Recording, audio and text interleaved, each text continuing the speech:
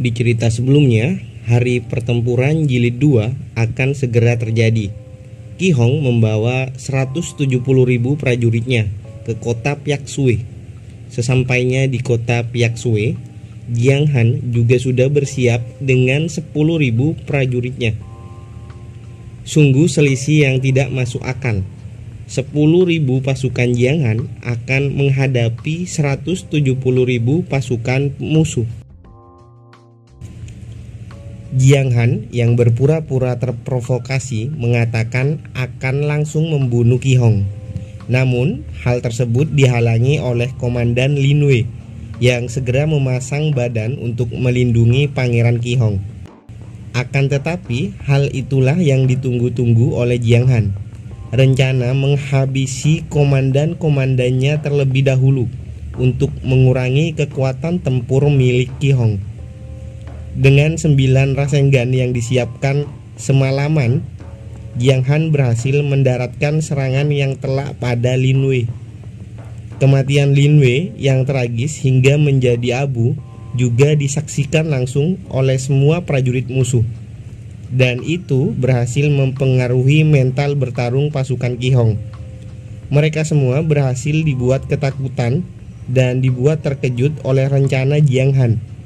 Dengan kultivasi Grandmaster tahap ke-9, Jiang Han berhasil membunuh dan mengalahkan Lin Wei yang berada di tingkat Wuhou tahap ketiga. Sebelum melanjutkan videonya, jangan lupa untuk subscribe bagi yang belum subscribe, like dan komen juga jika kalian suka dengan videonya. Dan bagi yang mau traktiran kopi, linknya juga admin sediakan di kolom deskripsi ya. Oke, semoga video kali ini dapat menghibur kalian semua. Cerita kali ini dimulai dari Jiang Han yang mengatakan bagaimana bisa orang lemah seperti Lin Wei mendapat posisi sebagai komandan. Tapi sayang sekali bajingan kecil sepertinya sudah menjadi abu sekarang. Mengalahkan komandanku dalam satu gerakan, menghancurkan moral dari pasukanku. Anggap aku sedang meremehkanmu. Apakah dirimu sedang berakting menjadi kuat dengan melakukan hal itu? Tentu saja tidak. Hal itu kulakukan karena kalian sudah berani menghina istriku. Hahaha. Meski bola petirmu dapat kau simpan, namun hal itu akan menghabiskan kekuatanmu. Jika dilepas sekaligus, kau sudah berakhir. Di sisi lain, Ruksue terus menari dan memainkan genderang sesuai perintah Jiang Han. Tidak dijelaskan di sini, akan tetapi kekuatan Jiang Han kembali pulih mendengar alunan genderang dari Ruksue. Apa kalian masih ingin bermain dengan pasangan suami istri di hadapanku? Aku akan memberikan perpisahan yang cocok untuk pasangan seperti kalian. Kali ini aku akan memberitahu berapa jauh celah di antara kita. Ini tampak Ki Hong yang juga melayang di udara dan berada di hadapan Jiang Han. Jiang Han segera bersiap. Dia melesat menyerang Ki Hong. Dengan transformasi Komodo Daga, Jiang Han juga sudah berada di tingkat Wuhou. Mereka pun beradu kekuatan di udara. Namun, di sini Jiang Han terpental dikarenakan kekuatan Ki Hong yang lebih unggul. Seluruh tentaraku Piaksue sudah lemah. Ikuti aku dan kepung kota Piaksue, teriak dari Ki Hong. Di sisi lain, Jiang Han kembali bangkit. Dia, orang itu, benar-benar sangat kuat. Haha. Tetapi semua perhatian mereka tertuju padaku dan menganggap Piaksue sudah melemah. Dengan ini, tujuanku telah tercapai. Penguasa kota terlihat kaget mengetahui semuanya sudah direncanakan oleh Jiang Han. Dari jauh, Ki Hong berkata, Hei Jiang Han, bagaimana? Mana prajurit dan senjata panahmu itu? Jika kau masih menjaga jarak, maka kau akan terlambat mengatasi gempuran pasukanku. Sambil menyeringai senang, Ki Hong bergumam dalam hati. Semua prajuritku sudah aku persiapkan untuk melawan senjata panah milik Jiang Han. Mereka aku persiapkan dengan menggunakan baju perisai lapis baja yang memiliki kualitas besi yang sangat bagus. Dan di setiap baju besi juga sudah aku tambahkan rune pertahanan di dalamnya. Sekarang tidak peduli seberapa kuat panahmu, kau tidak akan pernah bisa menembusnya. Wah. Persiapan dan rencana yang cukup bagus. Dengan perisai berat itu, semakin berat bobotnya, maka akan semakin bagus efeknya. Majulah beberapa langkah lagi, ujar Jiang Han sembari tersenyum. Benar saja. Ketika prajurit musuh hampir mencapai gerbang, prajurit-prajurit tersebut masuk dalam perangkat Jiang Han. Mereka memicu sesuatu di tanah. Ada sesuatu di bawah tanah, teriak beberapa prajurit musuh yang berhasil menyadari hal tersebut. Namun, itu semua sudah terlambat. Boom! Sebuah ledakan beruntun yang cukup besar terjadi dan membuat beberapa orang yang berada di area tersebut terlempar akibat efek ledakan. Cepat mundur terlebih dahulu. Apa-apaan ini? Ini bukan serangan dari senjata panah rahasia milik Jiang Han, ungkap Ki Hong panik mengetahui rencananya gagal. Sambil tersenyum, Jiang Han menjelaskan, menurut buku yang aku baca dulu saat menjadi seorang budak, jebakan itu bernama jebakan Raja Hantu Bergigi. Saat penyerangan pertama sebelumnya, 7 prajurit pembunuhku meletakkannya. Pemicu jebakan aku letakkan di garis depan, dan hal itu akan memicu ledakan beruntun lainnya.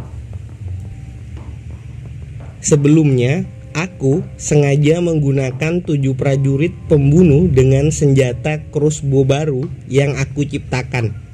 Hal itu aku lakukan agar musuh menggunakan baju besi berat dan fokus pada pertahanan. Dan hari ini, semua tindakanku tadi yang menyerang seorang diri adalah untuk menarik perhatian sehingga membuat kalian mengabaikan kemungkinan jebakan di dalam tanah. Apa kau pikir aku hanya ingin membunuh seorang komandan saja? Faktanya, yang aku incar adalah jumlah pasukanmu, ujarnya sembari memakan beberapa pil yang sudah dipersiapkan. Dan setelah itu, semua sukses dilakukan. Posisi kalian adalah tempat yang paling cocok untuk senjata baruku. Tembak! Teriak Jiang Han kepada prajurit miliknya. Senjata crossbow akhirnya digunakan dengan skala besar. Dan pada akhirnya, setiap langkahmu hari ini ada di bawah perhitunganku. Ratusan anak panah dari senjata crossbow terbang mengarah pada kubu musuh. Banyak dari prajurit musuh yang tidak lepas dari arah bidikan. Sementara itu, Ki Hong yang melayang juga sibuk menghalau serangan tersebut di udara. Dia berteriak menginstruksikan kepada semua prajuritnya agar tetap maju. Tidak akan ada lagi pasukan penyergap dan jebakan di dalam tanah. Ki Hong juga mengatakan bahwa tempat teraman adalah di dekat tembok kota. Tidak tinggal diam, Jiang Han juga menginstruksikan kepada 7 prajurit pembunuh dan prajurit Black Armor untuk mengikutinya dan membunuh para musuh. Sedangkan Jiang Han sendiri segera melesat untuk menghadapi Qi Hong. Ruksue juga berjuang memukul genderang dengan lebih keras. Semuanya berjuanglah demi kemenangan dan kota Piaksue. Terlihat juga prajurit Black Armor yang berjuang di garis depan untuk menghalau pasukan musuh yang ingin mendekati gerbang kota. Jika kalian ingat kebotakan dari beberapa prajurit yang dilatih Jiang Han, itu semua karena ulah Jiang Han yang membuat pil penguat tubuh dengan efek rontok di sekujur tubuh. Sambil tersenyum, Jiang Han berkata, "Hoi pangeran, dari 170.000 pasukanmu, apakah masih ada setengahnya sekarang? Jangan biarkan mental dari pihak lawan terus naik. Kakek Wan, cepat bunuh Jiang Han sekarang," ujar Qi Hong kepada kakek Wan. Mendapatkan tugas seperti itu, kakek Wan langsung bergerak dengan cepat dan melesat menuju Jiang Han. Namun di tengah jalan langkahnya terhenti. Seseorang menghentikan niat kakek Wan yang ingin membunuh Jiang Han. Dia juga menyadari jika orang tersebut bukanlah orang biasa. Kakek Wan merasakan harmoni antara langit dan bumi pada serangan pedangnya. Hei, jangan mengganggu keponakanku, Jiang Han. Aku sejak tadi sudah menunggumu bergerak. Jadi lawan aku sekarang. Dengan yakin, kakek Wan pun menjawab, jika Pangeran Qi Hong akan berhasil mengalahkan Jiang Han seorang diri. Dia sudah mempersiapkan serangan pamungkasnya.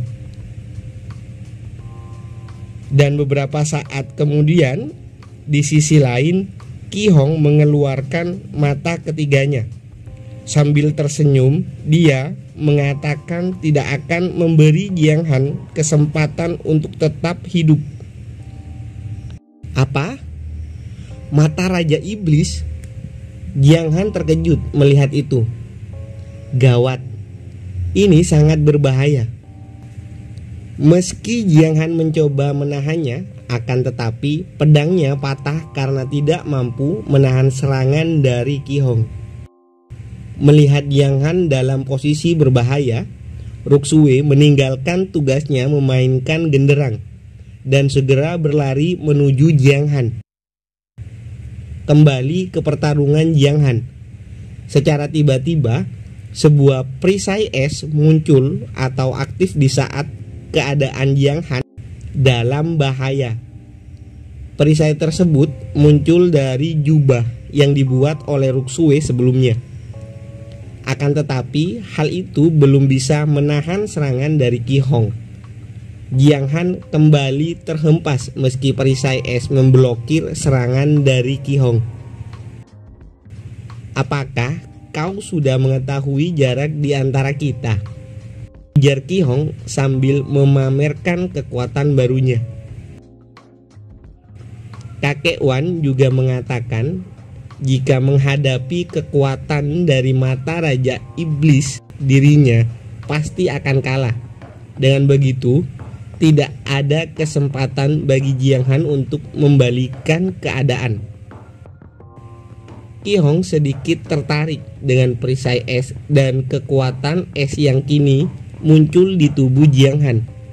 Dia menanyakan dari mana Jiang Han mendapatkan kekuatan tersebut. Di sini kita dijelaskan asal-usul kekuatan mata Raja Iblis milik Qi Hong. Mata tersebut harus menemukan mata orang yang masih hidup, yang kekuatannya di atas Rana Wuhou atau di atas kekuatan milik Qi Hong. Semakin kuat orang tersebut, maka mata Raja Iblis juga akan mendapatkan kekuatan yang juga semakin kuat. Dengan kata lain, mata tersebut akan menyerap kekuatan orang yang ditargetkan dan juga menyerap esensi darah dari orang tersebut. Aku menargetkanmu karena kau memenuhi syarat sebagai orang kuat dengan kekuatan garis keturunan naga leluhurmu. Kau akan kujadikan makanan bagi mata Raja Iblisku. Melihat Ki Hong mendekat, Jiang Han mempersiapkan kekuatan jiwa miliknya untuk menghadapi mata Raja Iblis.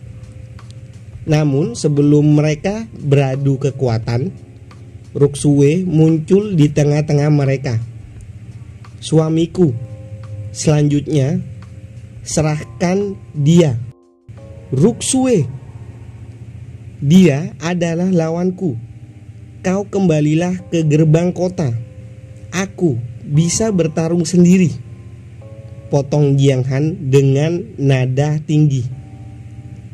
Namun tanpa disadari oleh Jiang Han, tiba-tiba tubuh bagian bawah Jiang Han tidak bisa digerakkan. Kakinya membeku oleh sebuah kekuatan. Itu adalah sebuah rune atau mantra pengekang yang disiapkan Ruksue di baju yang dikenakan oleh Jiang Han.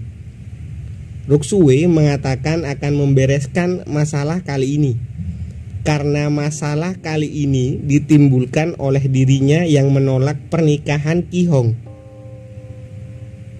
Dikarenakan Jiang Han sudah banyak menanggung beban dari kota Piaksue dan masalah dari Ruksue, maka di sini Ruksue sendirilah yang akan mengakhirinya. Perdebatan manja dan saling ingin melindungi satu sama lain terjadi di tengah pertarungan. Ki Hong yang melihat itu semua menjadi sangat marah. Ditambah dirinya memang ingin membalas penolakan yang Ruksue lakukan saat Ki Hong melamarnya dulu. Ki Hong mengubah targetnya kepada Yan Ruksue. Dia berniat mengakhiri Ruksue agar Ruksue menyesal kepada keputusannya yang lebih memilih Jiang Han daripada dirinya. Tidak tinggal diam, Ruksue juga bersiap untuk melawan Ki Hong. Ketika pedang mereka saling bersentuhan, ledakan besar terjadi. Ki Hong baru mengetahui jika Ruksue berada di tingkat Wuho tahap keempat. Cepatlah, aku harus segera melepaskan ini semua. Hati Ruksue adalah sebuah bom yang bisa meledak kapan saja, ujar Jiang Han yang mencoba melepaskan diri. Serangan dan teknik Ruksue dapat menekan pergerakan dari Ki Hong. Pertarungan terus berlanjut dengan intensitas tinggi. Yan Ruksue, kau benar-benar membuatku terkejut. Aku akan memperlihatkan secara khusus kekuatan dari mata Raja Iblis milikku. Di udara, Ki Hong berteriak dengan sangat keras. Dia mempersiapkan sebuah jurus dengan menggunakan kekuatan mata ketiganya. Kakek Wan memperingatkan kepada seluruh prajuritnya untuk menjauh dari cahaya yang keluar oleh mata Raja Iblis. Namun hal tersebut sudah terlambat. Sebagian prajuritnya sudah terbakar hidup-hidup setelah terpapar cahaya yang keluar dari mata Raja Iblis. Di sisi lain, Jiang Han terus-menerus berteriak agar Ruksue kembali dan tidak melanjutkan pertarungannya melawan Ki Hong. Dirinya sangat mengkhawatirkan keadaan Ruksue. Sambil tersenyum, Ruksue mempersiapkan serangan terakhirnya. Aku sudah puas dengan hanya menikahimu. Jika aku bisa bertahan dari semua ini, aku berjanji akan menemanimu sampai tua nanti. Jadi maafkan aku, suamiku. Ki Hong kembali terkejut melihat kekuatan yang dimiliki Ruksue. Dirinya baru menyadari jika itu adalah Suantian Linglong, orang dari garis keturunan Gunung Salju Linglong. Sebuah teknik dalam skala besar Ruksue keluarkan untuk menyerang Ki Hong. Apa-apaan kekuatan tekanan dari serangan itu seolah-olah dapat mengatur kekuatan langit dan bumi. Sudah terlambat, aku tidak bisa menghindar. Kenapa wanita ini mengikuti sampah seperti Jiang Han? Ini sudah berakhir, ujar Ruksue setelah serangannya mengenai Ki Hong dengan telak. Terlihat Ki Hong terlempar jauh ke bawah dengan cukup keras. Jiang Han berteriak dan berhasil melepaskan diri bersamaan dengan Ruksue yang juga terjatuh dari ketinggian. Kenapa? Kenapa kau tidak mendengarkanku, wanita bodoh? Apa yang harus kulakukan? Kau harusnya tetap hidup. Aku ingin kau tetap hidup. Kita masih memiliki banyak hal yang harus dilakukan. Dengan sisa-sisa kesadarannya, Ruksue perlahan membuka mata. Lenganmu begitu hangat. Kau tidak pernah membiarkanku berhubungan badan denganmu. Aku sangat menyesali keputusan awal diriku dulu. Dan maaf sudah membuatmu menyesal seumur hidup. Tangisan Jiang Han pun pecah bersamaan dengan Ruksue yang berhenti berbicara dan menutup matanya. Xiang Er dan Cime juga menyaksikan kejadian pilu tersebut. Mereka juga tidak dapat melakukan apa-apa. Mereka sangat tahu jika tuannya atau Jiang Han sangat menyayangi Ruksue.